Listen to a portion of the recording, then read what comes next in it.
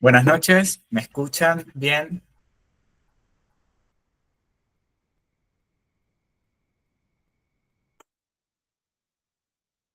Ahora sí, me escuchan muy bien.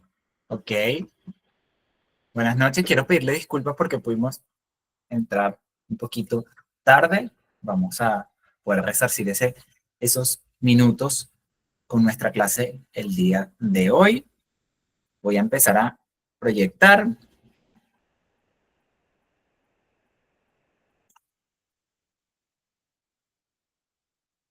Ok, ya los estoy leyendo. Ahora sí, por ahí me indican que me ven bien, que me escuchan bien. Buenas noches.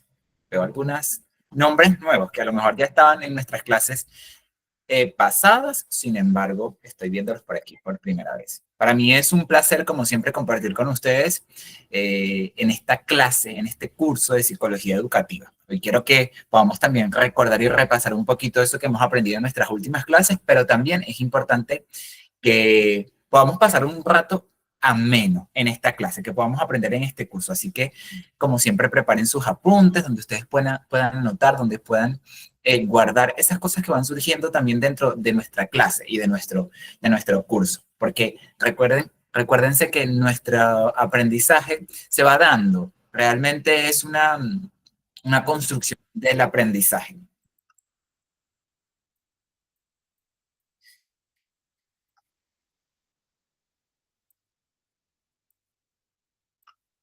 Ok, vamos a dar inicio entonces a nuestra clase de psicología educativa. ¿Ven bien las láminas? Perfecto. Ok, vamos a comenzar con una dinámica. Hoy voy a comenzar un poco distinto como he comenzado anteriormente las clases.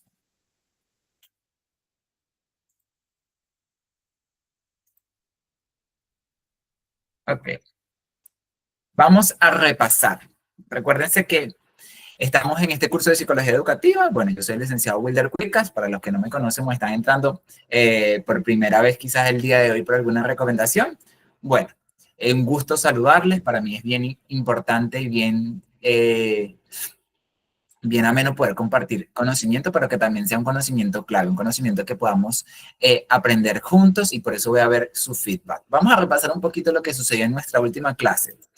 Y es importante que recordemos eso que aprendimos en la última clase. A ver, quiero verlos en el chat, algún comentario que me puedan dar que hayan lo que aprendieron la clase pasada.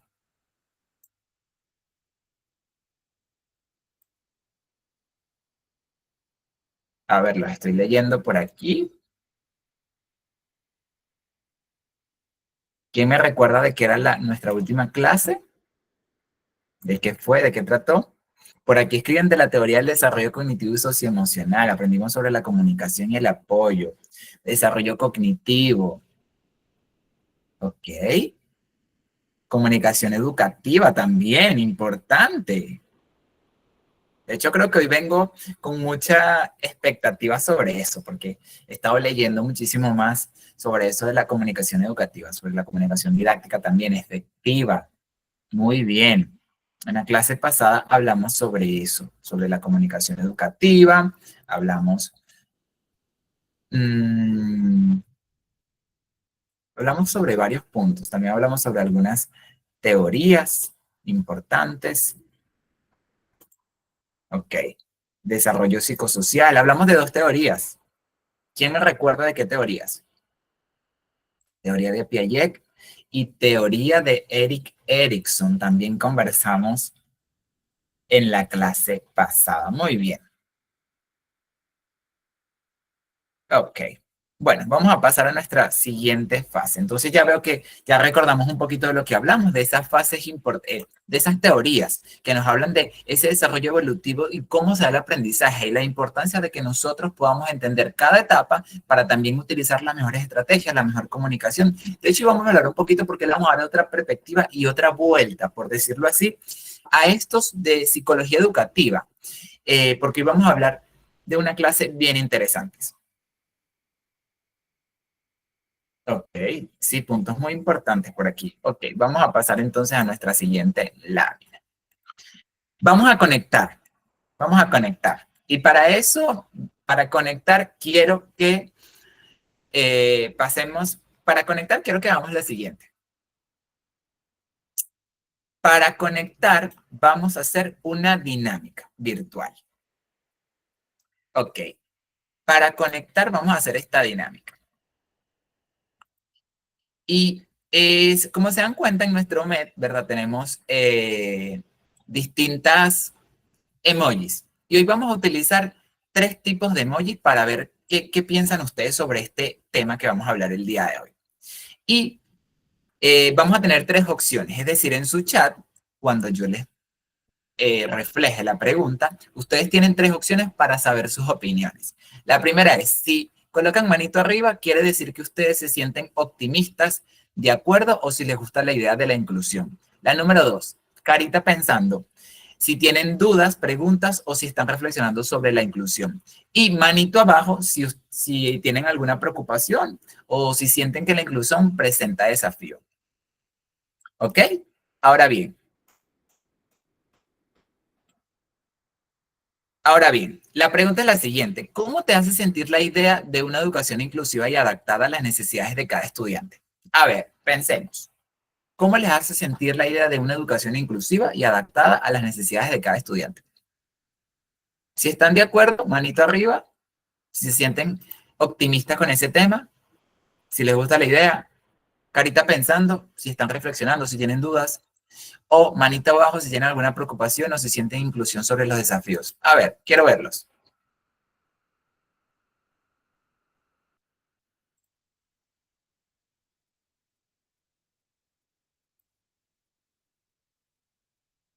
Me indican que escuchan muy bajito el audio.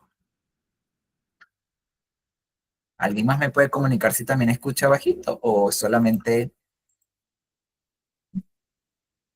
A ver, veo muchos manitos arriba. Ok. Veo que todos están conectados más con la idea de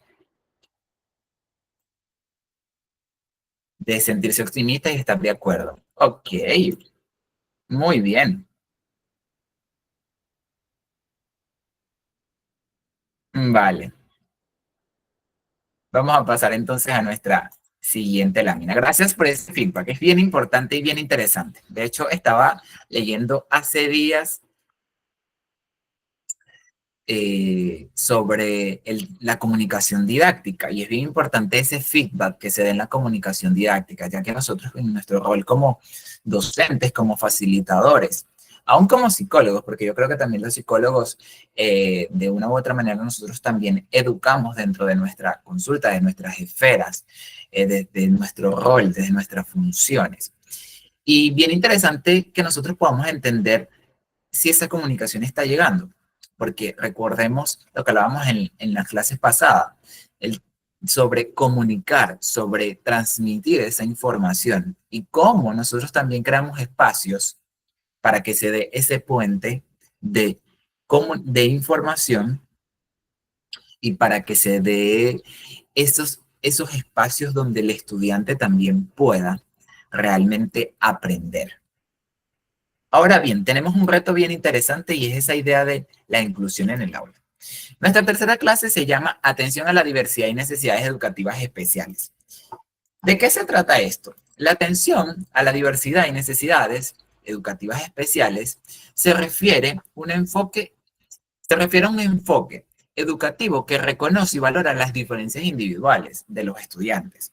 Ya nos hemos dado cuenta que no solo es la etapa que se encuentra cada estudiante, sino también las necesidades educativas que tiene cada estudiante. Quiere decir que en una población los estudiantes pueden estar en el mismo nivel o en la misma etapa, como hablaba Piaget y Erik Erikson en las clases pasadas, que estaban en ciertas etapas, pero no solamente están esos retos que enfrentan cada etapa, sino también esas necesidades individuales que presenta cada estudiante. Y por eso, cuando hablamos de la atención a la diversidad y necesidades educativas especiales, nos referimos a un enfoque educativo que reconoce esas diferencias que tienen nuestros estudiantes, que implica adaptar ese proceso de enseñanza y aprendizaje para satisfacer esas necesidades específicas que tiene cada estudiante, ya sea por discapacidad, dificultades de aprendizaje, altas capacidades o cualquier otra condición que requiera apoyo adicional. El objetivo es que nosotros podamos garantizar la igualdad de oportunidades y la participación plena de todos los estudiantes en el sistema educativo. Sin duda alguna, yo creo que es un gran reto, porque ya con el hecho de que hayan necesidades individuales y que estemos en una etapa donde cada uno está enfrentando distintas formas o está afrontando de distintas maneras estas etapas para aprender, ya en sí conlleva un reto. Pero ahora bien, hoy vamos a trabajar mucho sobre recomendaciones, sugerencias, tips que puedan darnos apertura en nuestra mente y que podamos ver también que hay algunos tips que nosotros podemos utilizar, hay algunos conceptos que nos pueden ser útiles, pero también que hay algunos otros profesionales que nosotros podemos utilizar para también entender esas necesidades educativas de nuestros estudiantes. Y para eso quiero comenzar con esta frase. Cada mente es un mundo único y nuestra misión como educadores es abrir las puertas a todos esos mundos. Quiero que puedan darle cac o pantallazo a esta, bueno, aunque también nosotros le pasamos la lámina, pero sí sería bueno que usted pueda tener esa imagen y que la recuerde.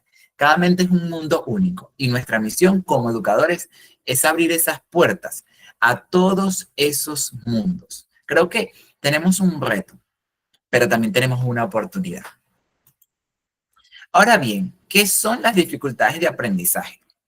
Vamos a tener un concepto base para desarrollar eso, esta clase el día de hoy. Cuando hablamos de las dificultades de aprendizaje, no hablamos de que son solo problemas que afectan las capacidades de un estudiante para procesar, sino también para entender y aprender esa nueva información.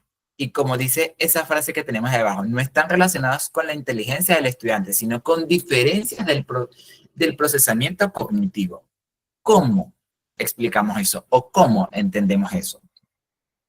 Quiere decir que estos estudiantes que tienen estas dificultades de aprendizaje, su cerebro procesa la información de distinta manera.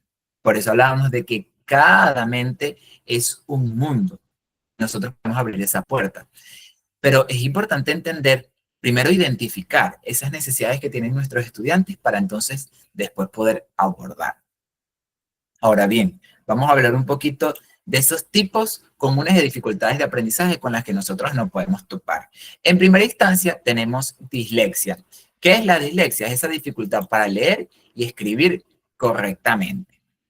Por otra parte tenemos discalculia. Tiene que ver con esa dificultad para comprender, para asimilar conceptos o problemas matemáticos. Luego tenemos algo que es muy conocido en nuestra era y es el TDA, el trastorno por déficit de atención e hiperactividad.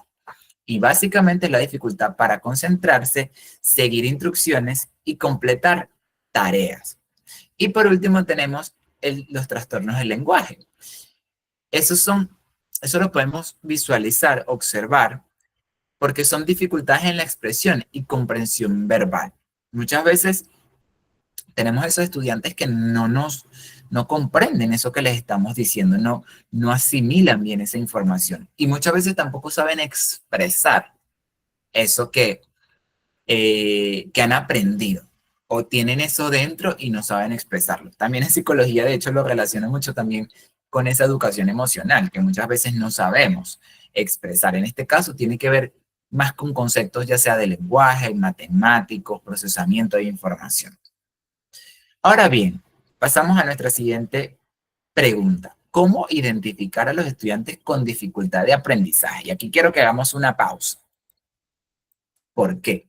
Quiero que hagamos una pausa por lo siguiente, porque necesitamos dos cosas bien puntuales. La primera es que podamos entender que para identificar esas dificultades del aprendizaje, necesitamos tener esa observación continua, así como está ese ojito allí en nuestra lámina. Esa observación continua, porque esa observación continua nos va a ayudar a prestar atención a la forma en que los estudiantes interactúan con los contenidos, la velocidad en que completan las tareas y su participación en clase.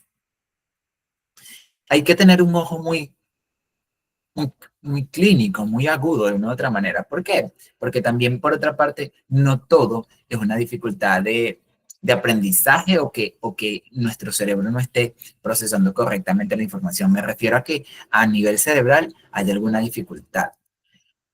Muchas veces es que el estudiante también no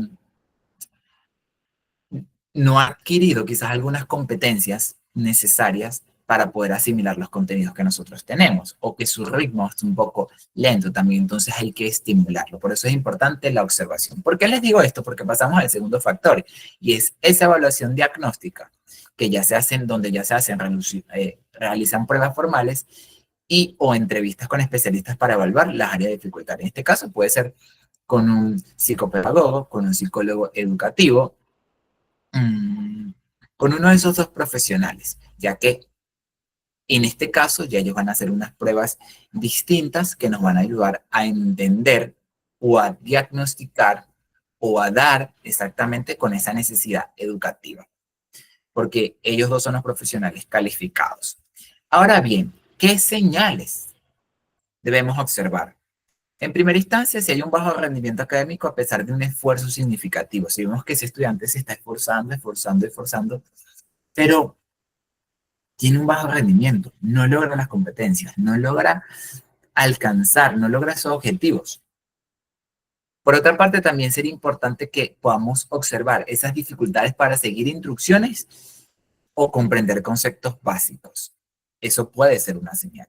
Y por tercer aspecto tenemos esos comportamientos de frustración o ansiedad relacionados con el aprendizaje, es decir, en esos momentos que el estudiante quiere aprender o está en el contexto educativo y vemos que este estudiante, como no logra aprender, no sabe manejar su sistema emocional, no sabe manejar sus emociones, se frustra rápido, esto le genera realmente un obstáculo en su educación, en cómo maneja, cómo afronta la situación. ¿Vamos bien hasta aquí? Pueden levantar algunas manitos en el chat para saber si vamos entendiendo hasta aquí. O unos, ok. Bien.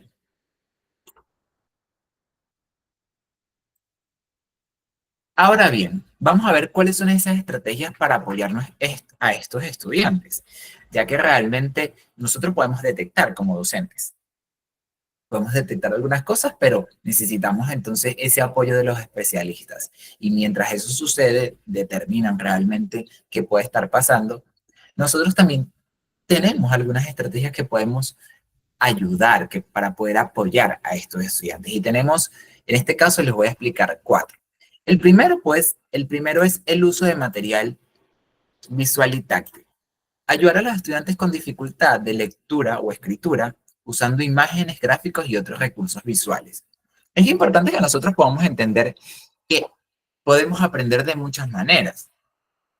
Y yo hace algunas clases les compartía que la importancia de entender que nosotros como seres humanos no todos aprendemos igual. Hay unos que a lo mejor con imágenes aprenden más. Yo por eso siempre tiendo a hacer diapositivas que recuerden alguna imagen, algún gráfico que pueda ayudarles a ustedes recordar ese aprendizaje. Hay otros que se van a quedar con alguna frase o con tono de voz, con algo que les hizo clic. Entonces, en el caso de esos aprendizajes en caso de esos estudiantes que tienen dificultades de lectura o escritura, podemos utilizar imágenes, gráficos y otros recursos visuales, videos educativos.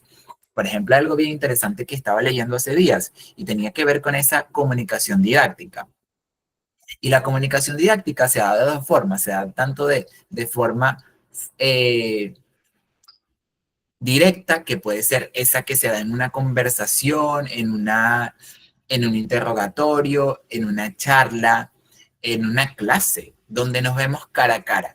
Pero, por ejemplo, hoy se está dando la de forma indirecta, ya que yo estoy en un lugar totalmente distinto al de ustedes, pero estamos utilizando las plataformas para yo poder comunicarles una información y estoy utilizando recursos. Entonces, es importante que esa comunicación didáctica, estratégica, podamos hacerla llegar a nuestros estudiantes. Esta formación, esta comunicación también didáctica se da a través también, ¿por qué les comparto esto? Porque se da también a través de uso de materiales, ya sea alguna guía, alguna revista, algún material que el estudiante pueda utilizar para adquirir esos conocimientos. Como número 2, tenemos esas instrucciones claras y simples.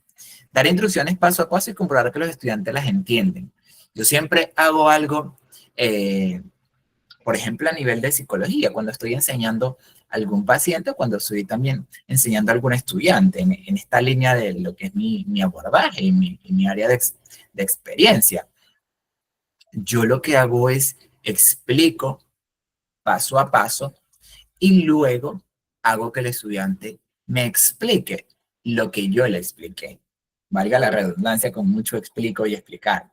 Pero lo hago con la intención de que él logre repetir y ser consciente y explicarlo para ver si entendió. Una de las mejores maneras de nosotros revisar ese aprendizaje es enseñándolo a otro. Por eso yo tiendo a hacer ese feedback, que el estudiante pueda repetirme esa instrucción.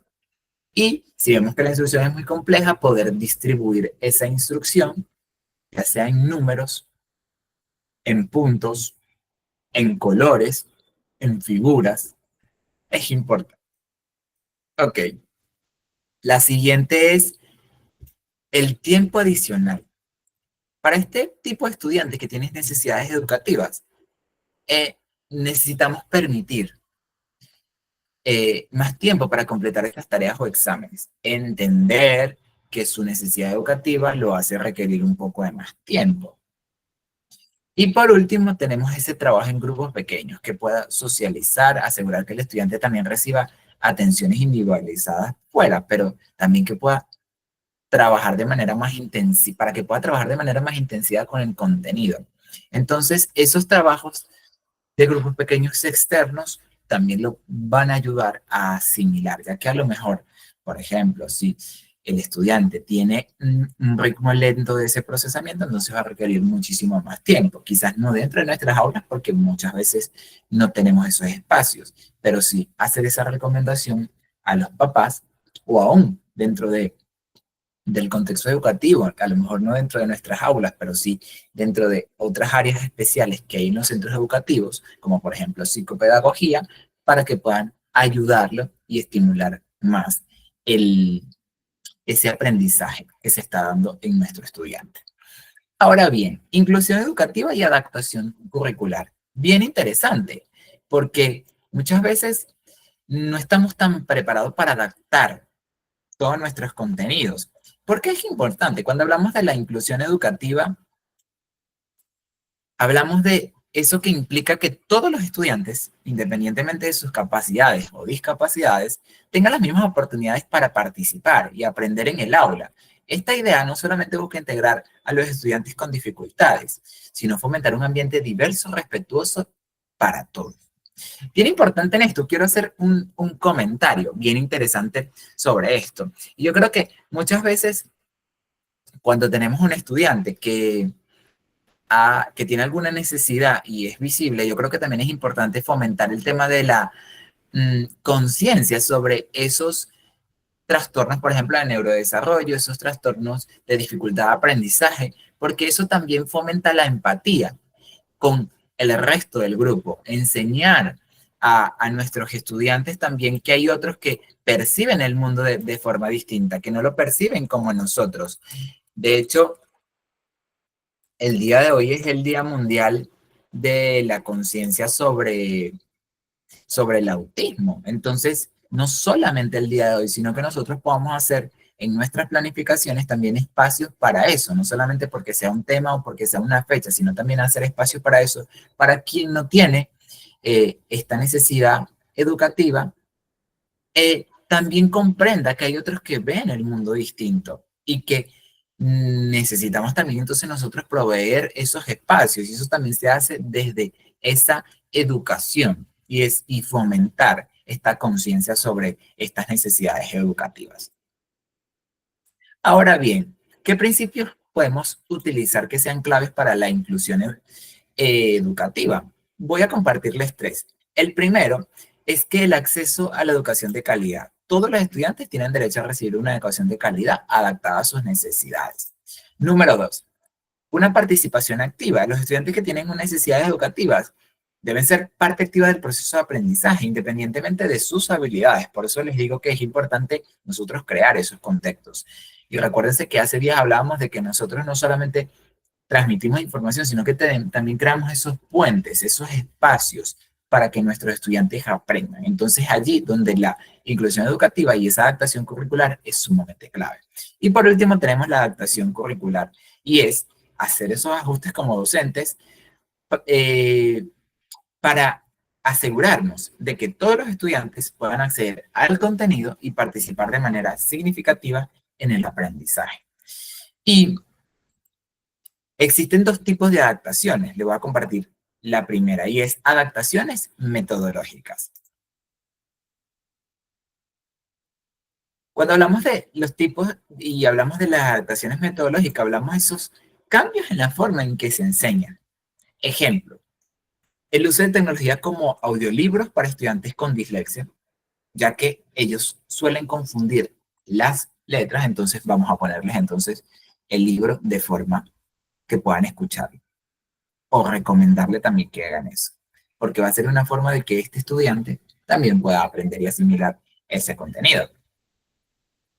Número 2, tenemos otro ejemplo que tenemos de las adaptaciones metodológicas es el uso de juegos y actividades prácticas para hacer los conceptos más accesibles. Entonces, es importante que nosotros podamos entender que esas adaptaciones que nosotros hacemos pueden hacer y ayudan a que el estudiante entienda, asimile esa información. Y como número 2, tenemos la adaptación de los contenidos. Y en este caso es modificar lo que se enseña para que los estudiantes puedan comprenderlo según sus necesidades. ¿Cómo es esto? Bueno, les explico con dos ejemplos. El primero es esa reducción de la cantidad de contenidos o simplificación de conceptos sin perder la esencia del aprendizaje. Cuando armaba esta clase y veía este ejemplo, me ponía a pensar sobre que muchas veces tenemos un currículo, una planificación tan extensa que muchas veces no le damos espacio para que también nuestros estudiantes empaticen, conecten, también tengan esos espacios donde no sea tan riguroso esas planificaciones, sino más bien sean adaptables. Porque recuérdense que muchas veces necesitamos como docentes necesitamos lograr ciertos contenidos, pero muchas veces esa saturación de contenidos no nos permite también que ese aprendizaje se amalgame, se conecte, tenga esos espacios para que se dé, para que nuestros niños, nuestros estudiantes también procesen esa información, para que ellos lo asuman. Recuérdense que el aprendizaje significativo o el aprendizaje también tiene que ver con ya conceptos previos que nosotros tenemos y que es mucho más fácil nosotros poder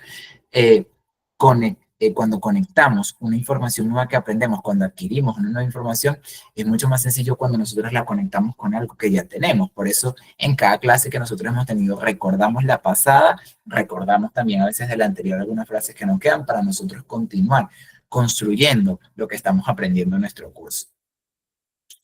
El otro ejemplo es ese uso de ejemplos concretos para explicar conceptos abstractos, es decir, minimizar un poco esos conceptos grandes o que son difíciles. Hoy también para mí es bien importante poder recordarles algo bien interesante que les he compartido en nuestras últimas dos clases, y es que no olviden aprovechar la oportunidad que hasta el día de hoy para obtener el certificado de este maravilloso curso que hemos estado haciendo, donde hemos aprendido. De hecho, yo he aprendido un montón.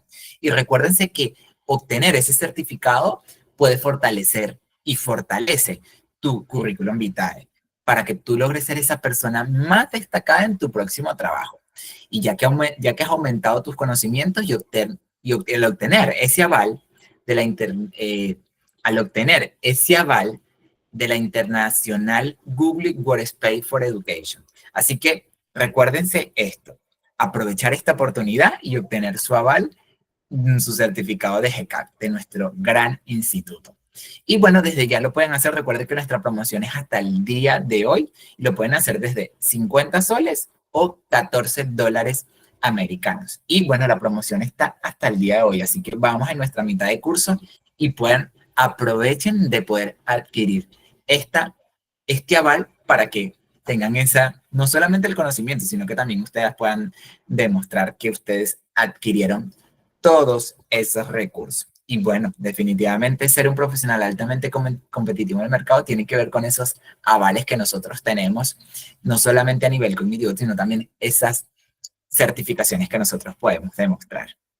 Recuerden que GCAC siempre está comprometido con la enseñanza.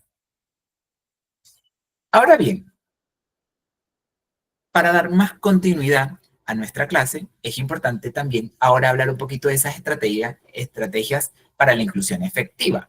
Recuérdense que no se trata solamente de tener estrategias, sino también que logren ser efectivas y puntuales y estratégicas y que realmente cumplan ese objetivo. Y bueno, yo estuve investigando y quiero compartirles hoy tres bien importantes y creo que aquí me voy a dedicar un buen momento porque me emocionó esta parte del tema. Y como primera estrategia tenemos esa flexibilidad en la evaluación. Y me gustaría aquí conocerles un poquito su impresión. Y es que, ¿qué tan flexibles son como profesores ustedes a la hora de esas evaluaciones? A ver, me gustaría leerlos en el chat.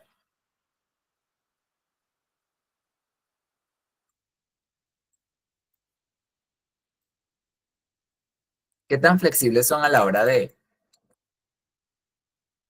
hacer esas evaluaciones?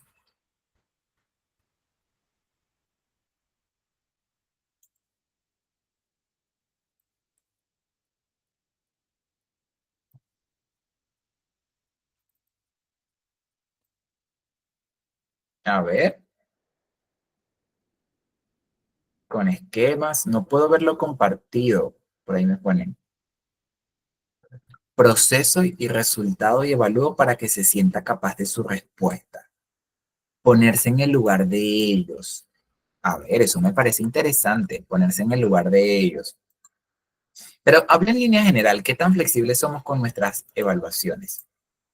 ¿Qué tan flexibles somos nosotros al momento de evaluar? ¿O somos un poco más rígidos? Cuando hablamos de esa flexibilidad en la evaluación, hay un concepto en psicología que se llama flexibilidad cognitiva y que es bien interesante que nosotros podamos revisar en algún momento. Porque la flexibilidad cognitiva habla de esa apertura que nosotros podemos tener como seres humanos a nuevas opciones, a maneras de ver cómo nosotros podemos hacer las cosas. Porque muchas veces cuando estamos muy rígidos a ciertos aspectos, también al hecho de evaluar, eh, podemos realmente no crear un contexto para que nuestros estudiantes aprendan, sino más bien solamente para hacer un número. De hecho, yo tengo una crítica, por decirlo de esta manera, muchas veces con el tema de los números y las calificaciones, porque más allá de solo colocar un número a nuestros estudiantes, es importante valorar también eso que ellos aprenden y que ellos puedan crear, también entender que la enseñanza se crean rutas y que todos podemos tener formas distintas de aprender. Es mucho más importante eso que aprenden. Yo he visto personas que pueden sacar una calificación de A, de 20 puntos, de 10, de acuerdo a los diferentes rangos en sus países, pero muchas veces solamente lograron hacer algo para ese momento. Esa información no se consolidó, esa información no se manejó, no se conectó, solamente se logró hacer algo. Y es importante que nosotros podamos plantearlos por lo menos en la actualidad y en este momento que nosotros de la historia que nosotros estamos, por ejemplo, ante la IA, que es algo que mmm, está en la palestra y que ya nuestros estudiantes también lo utilizan. Entonces, ver cómo la IA no termina, por ejemplo, siendo un enemigo, sino también termina siendo de una otra forma un aliado. Entonces, es importante, por ejemplo, en este momento, ser flexibles también con todas esas nuevas tecnologías. ¿Cómo la utilizo a mi favor en ese proceso de aprendizaje? Ahora bien, al hablar de esa flexibilidad en la evaluación, es importante que nosotros podamos modificar las formas de la evaluación para permitir que los estudiantes demuestren su conocimiento de maneras diferentes, ya sea oral, escrita, en grupos.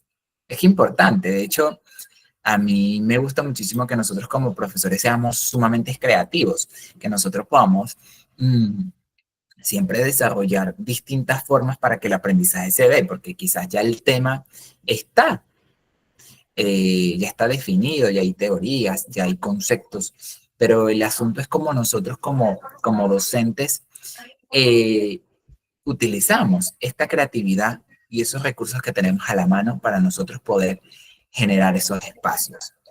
Yo personalmente, como docente, siempre cuando trabajo por dar una clase, busco comunicar ya sea de forma visual, ya sea también de forma auditiva, de forma reflexiva, eh, entender que yo tengo recursos como docente y tengo habilidades y que es importante que yo identifique esas habilidades porque con esas habilidades yo puedo ser más flexible. Con esas habilidades que yo identifico como docente puedo ser más amplio en mi momento de enseñar. Puedo utilizar distintos caminos para lograr que ese objetivo, que ese contenido realmente llegue a mis estudiantes. Yo, como les he dicho en las clases pasadas, me gusta mucho trabajar con adolescentes y hay algo de los adolescentes que es bien puntual y lo conecto con este punto de la flexibilidad en la evaluación, porque ellos, una de sus ideas o una de sus, la palabra correcta es una de sus de esas características del cerebro de los adolescentes, es que ellos tienden a romper ese status quo. Y romper ese status quo es hacer las cosas distintas a como estamos acostumbrados a hacerlo. Ellos tienen eso. Y eso muchas veces lo conectamos con la rebeldía. Pero deberíamos replantearnos eso, sino más bien que lo conectamos con la flexibilidad cognitiva.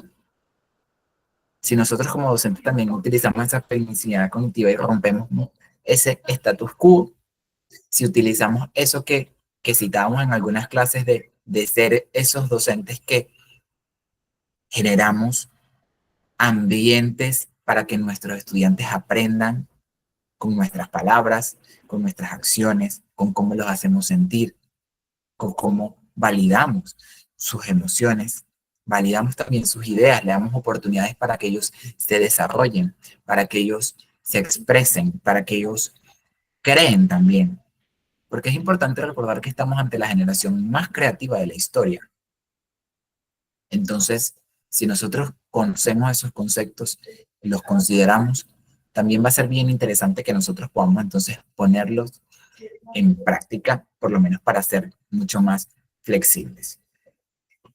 Ahora bien, otro punto es ese trabajo colaborativo. Cuando hablamos de ese trabajo colaborativo, hablamos de fomentar ese trabajo en equipo, donde los estudiantes ayuden entre sí.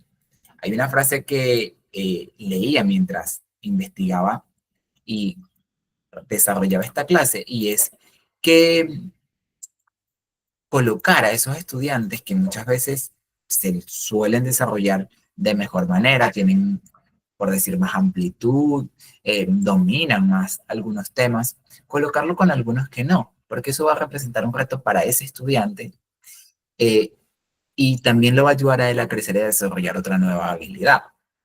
Entonces, ese trabajo colaborativo fomenta mucho más que solamente destinar a desarrollar una, una tarea grupal. También se dan muchos aspectos fundamentales para nuestros estudiantes. Pero más allá de lo que desarrollan nuestros estudiantes, también es importante ese trabajo colaborativo como una estrategia inclusiva y para que sea efectiva, ya que si hay un estudiante que tiene una necesidad educativa, nosotros como docentes es importante fomentar esa inclusión tanto en nuestro grupo escolar, pero también en los distintos grupos, porque como les decía, si nosotros concientizamos sobre estos temas, nuestros estudiantes tienen mucho más recursos para saber afrontarlos.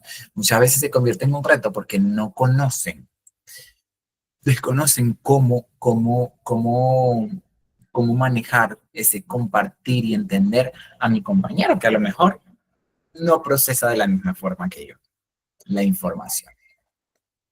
Y por último tenemos ese fomento de la autoestima, ese reconocimiento de, de esos logros que han tenido nuestros estudiantes. Yo creo que la educación, mucho más de transmitir un conocimiento, tiene un impacto tan clave en nuestros estudiantes. Y si nosotros entendemos cada uno de este impacto que tiene esa educación, esa transmisión de conocimiento que nosotros podemos darle a nuestros estudiantes,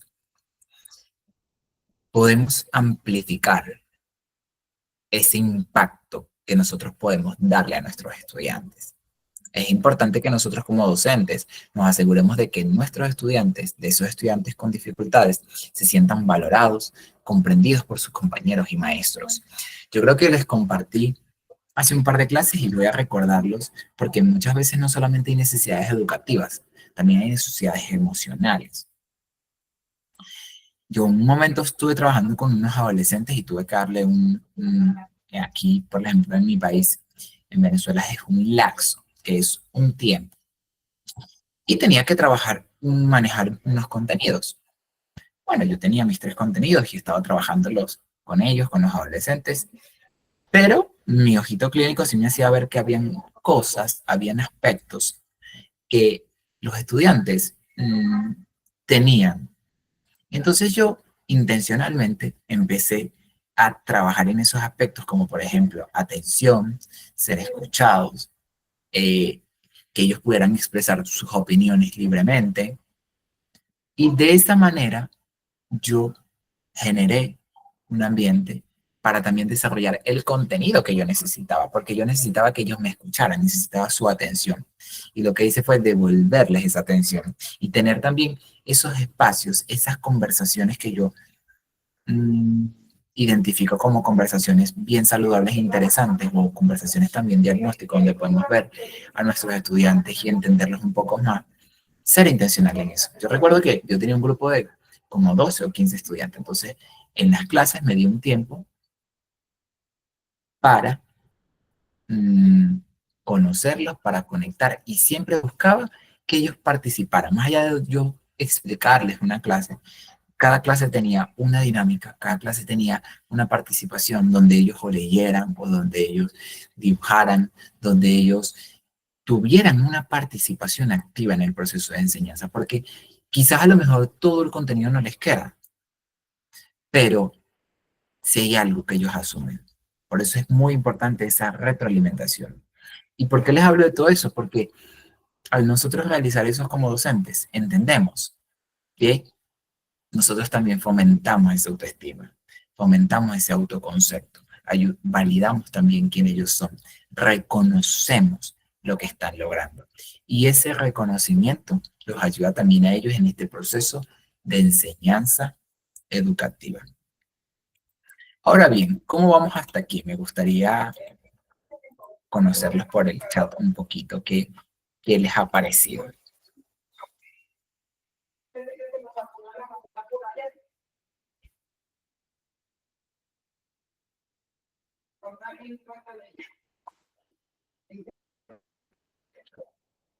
Por aquí estoy leyendo que están escribiendo Ok. Por aquí Marcia Ceballos me indica, como docente, no incursionar demasiadas preguntas al estudiante. ¿A qué te refieres con eso, Marcia? Las evaluaciones deben ser cuantitativas y cualitativas. Importante. Profe, ¿cómo podemos explicarle a esos niños que no tienen dificultades que no nos enfocamos un...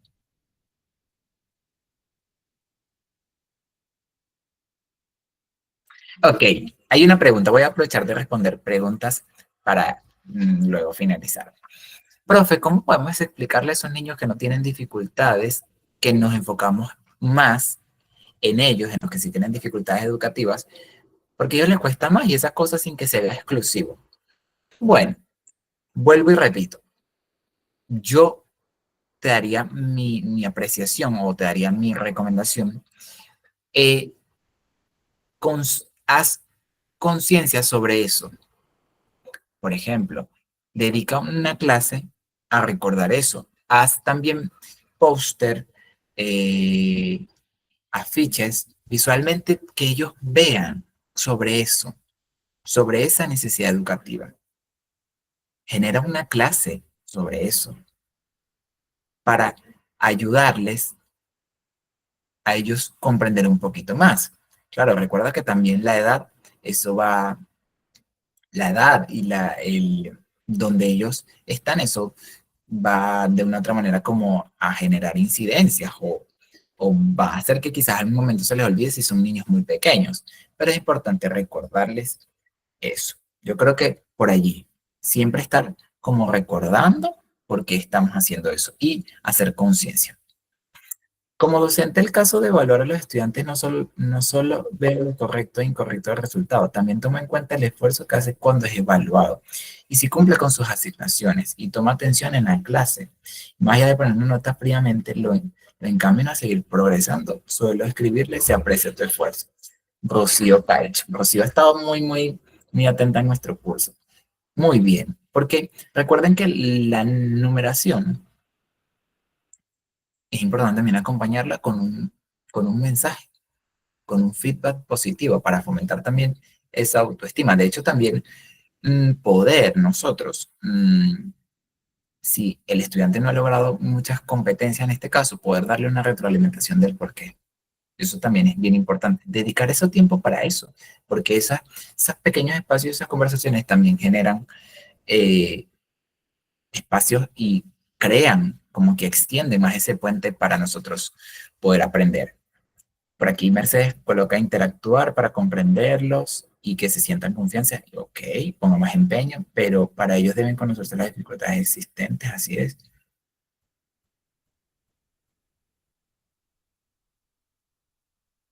Ok.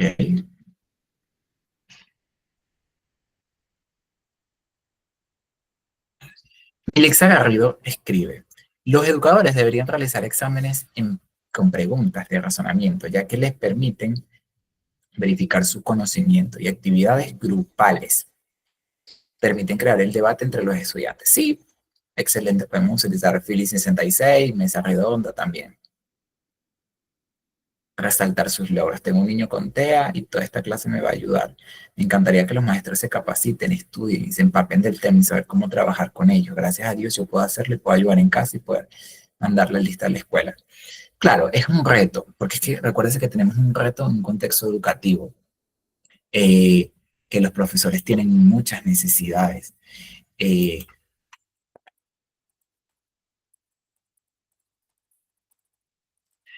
Eh, tienen muchas necesidades. Entonces también entender que los docentes no solamente se dedican a un niño. Entonces, ¿qué podemos hacer nosotros como padres?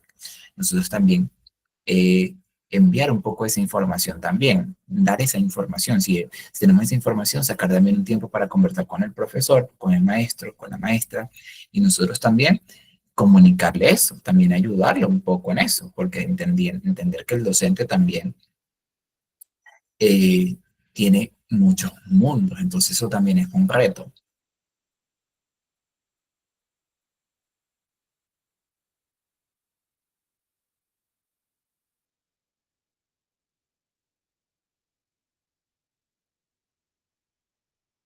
Oye, Catherine, lamento esa situación que está sucediendo, pero también muchas veces por el desconocimiento, lo que sucede con tu niña. Sin embargo, recuerda que también la educación se da mucho desde el hogar y, y todo eso que tú estás haciendo por tu niña, sin duda alguna va a dar frutos. Así que síguelo haciendo, síguelo haciendo, síguelo haciendo, que tu niña va a ver todo eso. Y bueno, también puedas tú fomentarle un poco con la maestra, darle alguna guía, darle alguna información, darle algún mensajito. De hecho, darle un reporte sobre tu niña, qué cosas sí logra y cómo a ti te ha ido. Eso también es importante.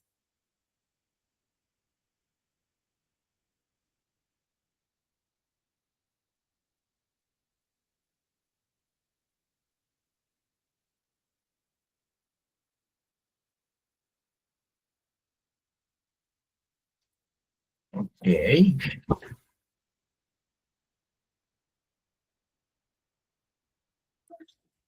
Por aquí me pregunto, maestro, ¿qué debemos? Supongo que dice, ¿qué debemos hacer cuando un adolescente llora mucho en clase?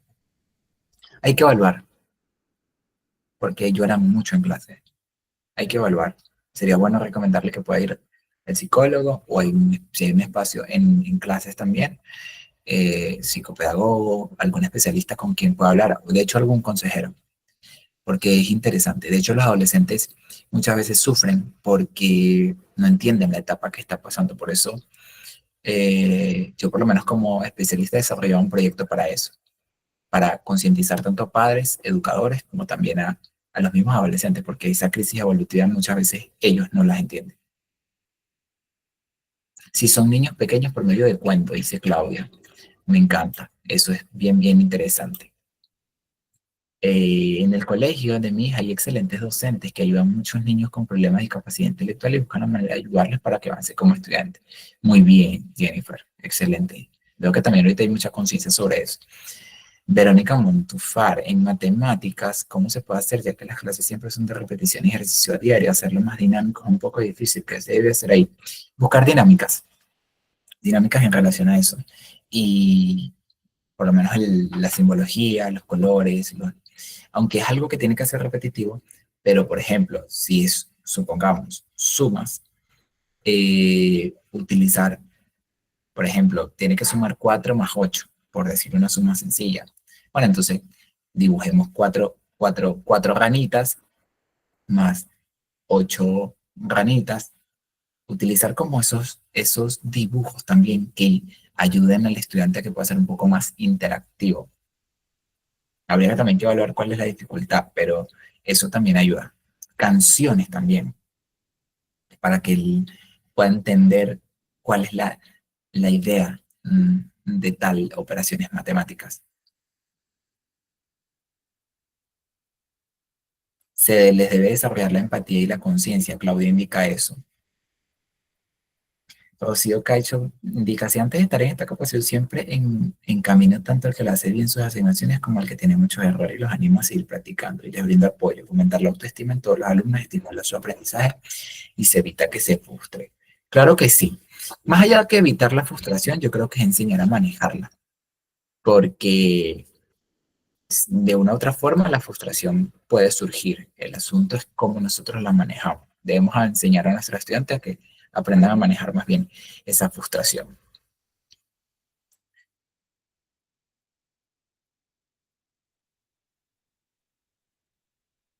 Mm, Y los adolescentes fronterizo limítrofe, su desarrollo es lento. Ya, mira, no sé a qué te refieres con esto, de verdad. Déjame mirar, no sé a qué te refieres con adolescentes limítrofes, su desarrollo es lento. Ah, una intelectualidad, una... Ah, cuando el coeficiente intelectual es inferior. Claro, va a ser mucho más lento, entonces entendemos que lo que sucede es que es de ritmo. Necesitamos ir un poco más lento o él va a procesar menos información. Crear distintas estrategias como clases audiovisuales, métodos, los cuales tienen que llevar los especialistas para ayudar a nuestros niños, sin duda alguna. Es la mejor inversión.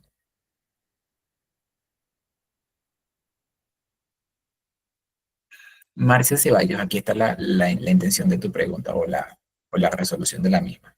Si estamos trabajando con un niño con discapacidades, pero hay docentes que le ubican demasiadas preguntas en vez de ser preguntas con respuestas cortas. Ok, en nuestro caso como padres, devolverles ese feedback e indicarles que esa respuesta no las comprende tanto y darles esa sugerencia. Creo que sería importante.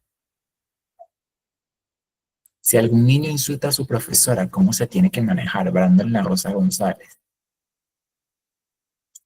Bueno, yo creo que siempre comenzamos desde la educación. Educar. Por ejemplo, disculpen, hace días hablamos sobre esos estímulos y hablamos de la teoría mm, ay, se me fue un poquito, sobre la teoría de los estímulos y las respuestas. Y es importante cuando les quitamos esos refuerzos, ya lo recuerdo, esos refuerzos negativos y refuerzos positivos. Entonces, pues podríamos utilizar eso. Primero que nada, explicarle al niño cómo se da la relación, recordar nuestro rol y explicarle, estar en eso constantemente. Si vemos que eso sigue sucediendo, también hay que entonces empezar a quitar algunas cosas para ver si funciona. Y si no, también, y también es importante entender el contexto de ese niño, de ese niño, porque puede ser que en casa esté acostumbrado a hacerlo con sus autoridades. Entonces, por eso está pasando. ¿Qué debemos hacer con un estudiante que no le pone interés a los estudios? Voy a cerrar con esta, porque veo que hay muchísimas. Voy a cerrar con esta para también cerrar con estas láminas. Y esta pregunta me parece interesantísima. ¿Qué debemos hacer con un estudiante que no le pone interés al estudio? Primero entender que la adolescencia es una etapa donde a veces hay mucha flojera, voy a ser sincero. Hay muchos adolescentes que a veces son flojos también por esa poda que está sucediendo, por tantos cambios. No es una justificación, sin duda hay que estimular a que ellos tengan hábitos, a que refuercen esa disciplina. ¿Qué se puede hacer? Hablar con él, identificar qué cosas le gustan, buscar una actividad que le guste para reforzar los estudios, como hacer un intercambio. Eso puede funcionar. Muchas veces también los estudiantes quieren dar los estudios porque ven demasiados retos. Entonces es importante también que identifiquemos qué cosas sí está logrando dentro del contexto educativo. ¿Por qué? Porque los adolescentes a veces están abrumados de tantas tareas. Entonces hay que preguntarle cómo va, en qué te ayudo, qué está pasando. Recuérdese que la clave de la docencia es el acompañamiento.